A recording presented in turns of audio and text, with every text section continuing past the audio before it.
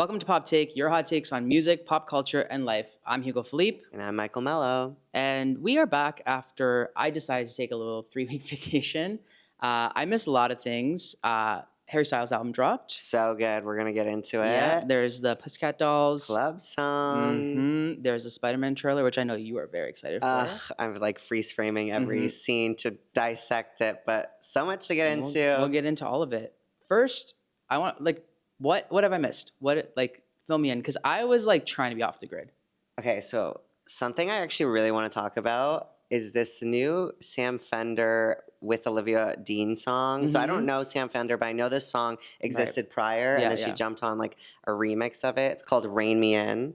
Yeah, have you heard it? I actually, you know what? I actually think this was playing when we were there in Mexico, because there was a really? lot of chill music when we were poolside. Okay. And I heard it, and I recognized Olivia Dean, and then I Shazammed it, and then I heard the song, and I actually quite like it. I've watched the video now. It's a cute song. It's huge, and it's Sam's first #1 in the UK. Yeah, I saw. And I think it's I don't know if I would say it's country folky, because Sam is apparently a rock guy, right. but I've never heard Olivia Dean in this country folk-esque whimsical. But I mean, it does fit her. It fits her well. style. I feel like Olivia Dean is you know who she is, you know what she's into, you know what she likes, you know what she sounds like. She kind of is like Lana Del Rey for me. You know what I mean? You know Lana Del Rey's sound, you know Lana Del Rey's style. And she stays true to it on this, which I love.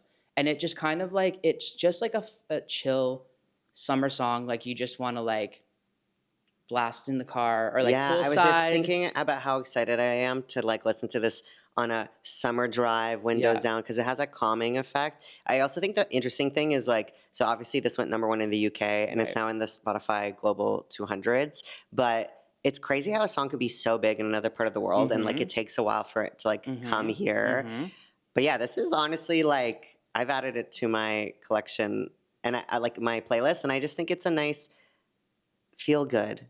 Yeah, I feel like this would sound really good live. I feel like listening to it, Have you seen the music video? Yeah. Yeah, The video is okay, them, but that's a massive arena. We don't even have arenas that big here. I But know. imagine just listening to that in a big group. That's Yeah. the type of song that sounds amazing like that. Yeah, but I'm also manifesting me sitting in a bath, candles on, and being Honestly, that was literally the poolside. They were playing just chill music, and I feel almost it was a mashup of a playlist of chill bops, you know what I mean? Yeah. And that was me. Sorry, I was sitting in my hot tub and sitting in the pool and just listening. So sorry about it. You know what else I've been listening to that's so random? The what? YungBlud. Really? Ever since. So remember we had Lauren Ash on the podcast? Yeah. Ever since she said it was her favorite artist, I gave it a listen because I love when people recommend me stuff. And he's actually really good. No, he is really good because he pops up on my For You page. Right. And the reason I am drawn to him is because he's so nice to his fans. I've seen. And I think there's that persona of rock star, kind of be too cool kind of thing. But every fan video I've seen of him is him being so kind to his fans, and it makes me want to love him more. I mean, I even watched a video where he grabbed a joint from a fan. Right. So I just kind of love that he just kind of does what he wants. But I don't know if you've heard the new album, because he's kind of moving towards a classic rock style. Yeah. Because we've all heard YungBlud songs. He's had the pop punk style and pop punk rock style before, but he's kind of moving towards that classic rock sound, and I quite like it. It feels very nostalgic. And for he me got a Grammy nom. Yeah, for Part 1. Yeah. But my dad used to listen to that stuff, so I grew up listening to just more classic rock music. But I kind of love that it feels so authentic to him and his style, but also he's kind of bringing younger generations to listen to classic rock. Yeah, because he did the Ozzy Osbourne tribute at the Grammys, which was so good. Yeah. And he's such a natural born rock artist. Some people can dive into the genre and you can feel it's a little not to say inauthentic, but you can see that he lives and breathes a rock star. 100%. I feel he's also so young, so he's growing Well, he's up. YungBlud. He is YungBlud. Sorry. But he's just learning his style. Anyways, I'm here for it. The album's great. Thank you, Lauren Ash, for putting me on YungBlud, because I wouldn't have listened to him otherwise in this state. But I'm really liking his stuff. Yeah, and again, I think because he's a good person, it makes you want to root for him even more. 100%. You know? I love when artists are good people. I know. hate learning about an artist or meeting an artist and you're just this person's trash, but he seems amazing. He seems like a very good person. Yeah, so I'm I call me a rock fan. Call me a rock fan. Another thing you missed when you were away, Mm-hmm. Harry Styles. Oh, I did not miss it. I did listen to it, but yes, Okay. I missed it while I was away. I didn't Kiss go like. all the time, disco occasionally. Mm-hmm. It is so good. I love so my thing with Harry Styles is I didn't really get into him until really like late in the game, like with Harry's House. So Okay. this new album, which for those who are just He listening, brought a vinyl. I brought Guys, a vinyl. he's getting into the vinyl game. I'm kind of excited for him. Yeah, and so I wanted Hugo to open this vinyl because I think it's like a really transformative experience to open the new Harry Styles album because it's just so beautiful on the inside. Whenever someone says this, I feel like I'm being set up. No, it's just like a gorgeous vinyl. Like I think it's so good. I can't even show this, guys. He's setting me up. Why did you? Look, we're gonna get like banned if I show this on the internet. What do you mean? Why did you? What do you think? I made the photo in the inside album artwork. So there's a bunch of people, including Harry Styles, painting a naked man. Well, yeah. I love that for him. Yeah. Let's look at the other. I wish I could show you guys Look at this. But honestly, It's my favorites on the album. Pop is so good. I also love. Oh, wait, this is stunning. The Yeah. iridescent. Here, let me move that for you. Let's show this iridescent. It's very sleeve. pretty. I also love season 2 Weight Loss. Like I know controversial title, but I really like it. Ooh, that's a pretty That's blue a really disc. nice blue. Yeah. It's a good album. I also, me and my friends went to a Harry Styles dance party recently. And we love kind of were those. laughing because a lot of we didn't realize how much of his old stuff is very sad, quite frankly. So we noticed we were having to dance a lot more to like the newer stuff and Right. One Direction stuff or his singles that are very like pop driven. Right. But yeah, this is such a good album. Are You Listening Yet is also a really fun one I like. Yeah, I just think it's like people really didn't get it the first time. I think they needed to marinate. But I really like this album. It's funny because like the single, which I know people are like very polarizing. Aperture. Yeah, people because it was very much for the clubs. But I just feel like that hasn't really been his style before. Like I think there's some singles that are obviously Right. like dancing for the clubs, but this was a little bit more like you know. Yeah. But I was kind of here for it. So. Honestly, and I think he even did an interview where he joked where he was saying he's in such a different stage of his life where his friends are having kids, and he's like, "Well, you guys aren't going to come with me to the club at 4 a.m." So not at 4 a.m. Yeah, I hate so that. I think I think he was like in Berlin or something, like something like that. But my friends went to the club at 4 a.m. when we were in Mexico, and I was ready for bed. So I understand a little bit. Yeah. But anyways, if you want to experience the club without going at 4 a.m., this is it. This is what you do. And if you want a special surprise, get the vinyl and see open it for what's yourself. inside. You have to see it for yourself. I'm sorry, guys. My biggest thing while I was away, Pussycat Dolls. Club song. It literally brought me out of my vacation.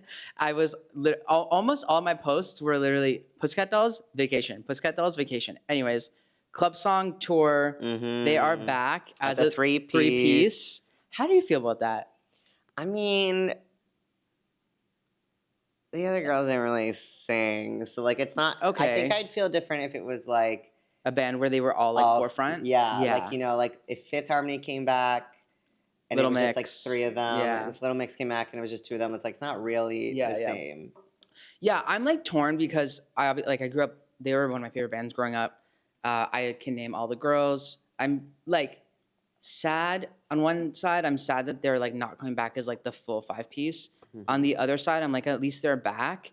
But I also don't know if Club Song was the right song to come back with because like it's not like React. So you know what I mean? Like React was React. Powerful. I am not like it hasn't clicked quite yet. It took a couple listens for me to like. Are you Club like Song. into it? I'm into it now, but I definitely feel like I saw a tweet that said this feels like a promotional single, not the single. Yeah. And I do feel that. I also will say, and maybe it's because I'm just used to what the girl group was prior. Right. You know, it kind of lacks. Like maybe because it's like I missed the red hair. Like there was like a visual element of Carmeet. Like, that's you miss Carmeet. there was 2 redheads for Melody? React, and then Melody didn't come back. No, she didn't. But in React there was 2 redheads, Jessica, 2 blondes, and then Nicole. And like visually that looked great. Obviously you have the 2 blondes now, and so like it still looks good. It just I kind of feel like now that they're a three-piece, I wish Right.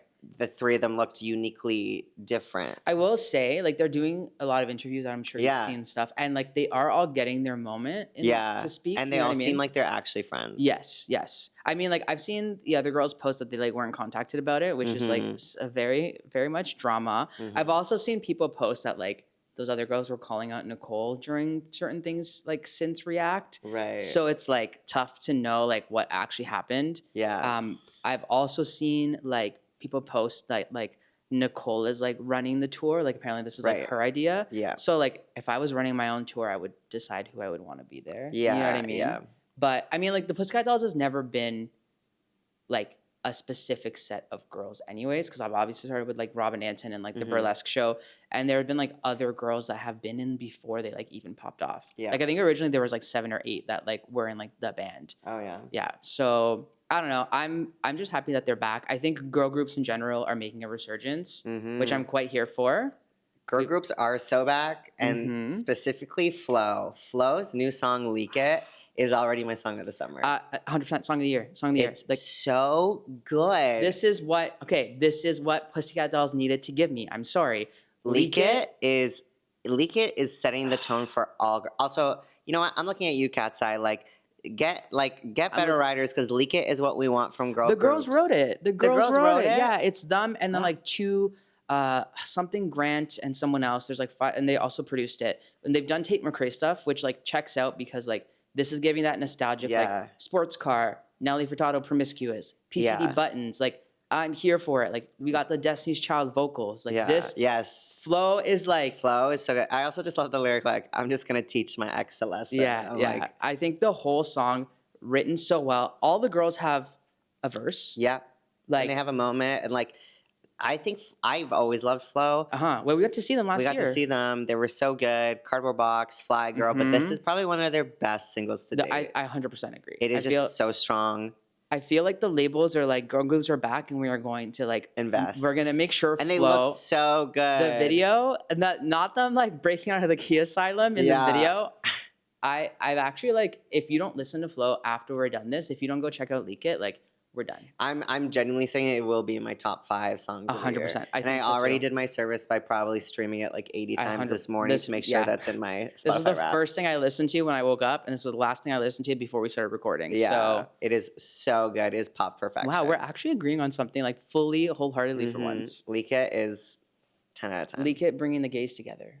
Now on to TV and movies. The Spider-Man trailer was released. I know you're so excited for this. I am so excited. Brand new day. So the fans I'm going to exclude myself from this conversation, but many Marvel fans have been dying to see Tom Holland's Peter Parker be depressed, because that's technically the character of Peter Parker, where like he doesn't have friends, he has no family, like that is Spider-Man. And obviously in the last renditions of his Spider-Mans that we've seen, like he's had a pretty okay life. But I kind of like that we've gotten this build up, and it's very different from the previous Peter Parkers that we've gotten, where they've like been hit with trauma right from the start. But in the trailer, you really see like he's alone. He like sees MJ, and like she's kind of with a new guy, and he's like trying to become her friend, but also like no one knows who Peter Parker is anymore. So like his full-time job is kind of just being Superman. I mean Spider-Man. Oh my God. Can you imagine? Plot twist. Plot twist. Both. No. Okay, I'm not in the Marvel universe. Why doesn't he know her? I watched the trailer. Oh my God. No, I'm sorry. I just so in Spider-Man, I know he No dies, Way right? Home. Doesn't he like die in one of them? Kind of. No. So the thing happens in and Spider-Man No Way Home. Okay. For the world to go back to the way it was from all the multiverses and all the different versions, he wishes for everyone to forget Peter Parker existed. Because the whole reason that movie caused issue was like everyone realized that Peter Parker was Spider-Man. Okay. And so to reverse that, Doctor Strange made that come to fruition. So now no one, not even the Avengers, know who Peter Parker is. Okay. And so like his whole life now is like he's like a hidden secret kind of thing. Understood. Which is kind of the whole concept of Spider-Man. That's sad. Okay, I would be impressed too. And then his aunt, who was like his only last living family member, died in the last movie. Okay. So yeah, boys got it rough. Okay. You know? And then also in the trailer, it seems like he's going through some sort of metamorphosis because his powers aren't working, which means he's going through something. And then there's this hooded character that people think is like going to be the girl from Stranger Things, the ginger hair girl, because she is in the movie. Yeah, I love her. Yeah, and so I don't know. I'm just very curious to see. But then also people thought she was going to play Gwen, so I'm just very interested in the whole Spider-Man.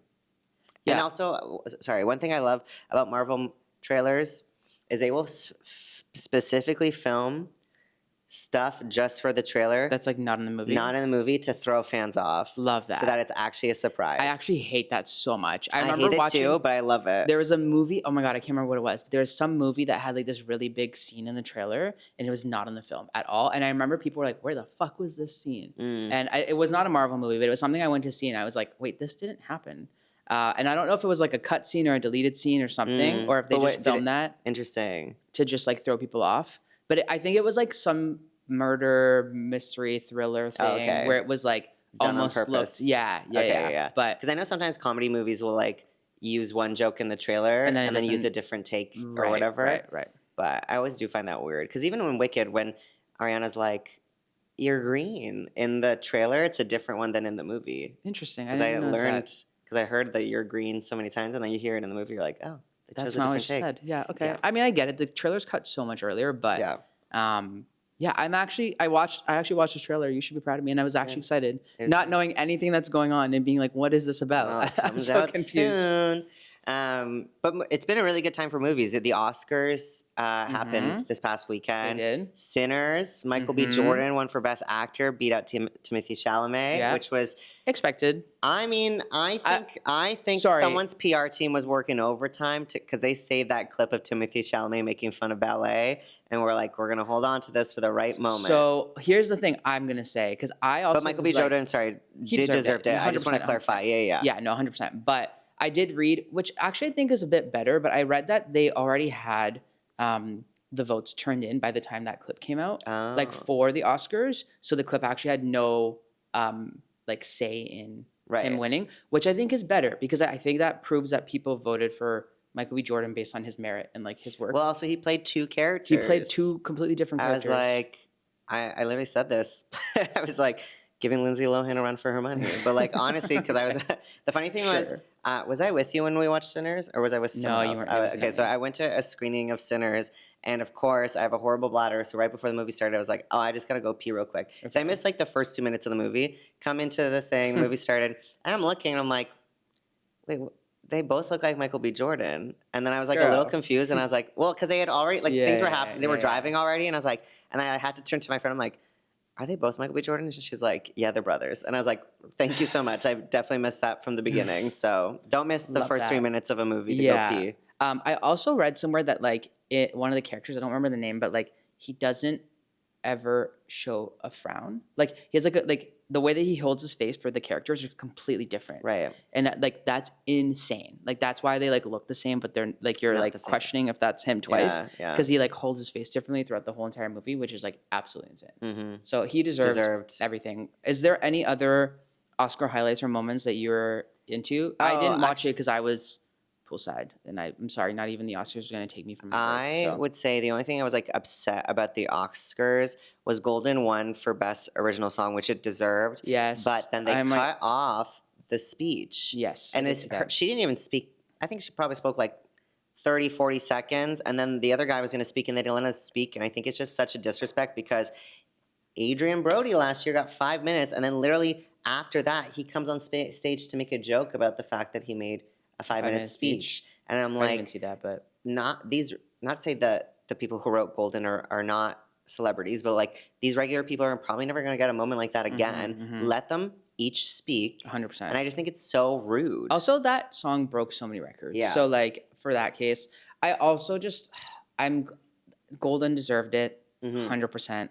But I feel so bad for Diane Warren, and like I think it's kind of funny.